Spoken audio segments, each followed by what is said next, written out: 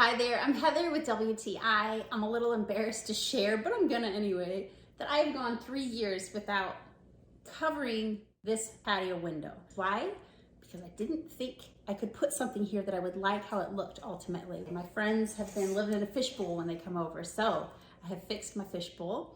Romance makes these gorgeous curtains. They're very lightweight. I didn't want anything very heavy in this area, and I thoroughly enjoy them. Put them up, installed, done in a matter of minutes, no problem. I love them. The length is perfect so that there's a little bit of extra here on the floor. I like that draping effect. It just adds a really soft feel.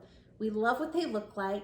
They're a nice linen look without a whole lot of texture, and this kind of a velvet feeling back truly is room darkening, which didn't really matter for this area, but wow, does it make a difference in our room to have room darkening curtains. They're a beautiful curtain, nice and lightweight. A really easy way to add your clips on here is to double the material and then double it 2 more times. That gives you kind of an eyeball for how the curtain rings can be spaced properly when you hang it up without a whole lot of headache. I just love that it's not open and exposed anymore, a really secure feeling, and it was a very simple fix.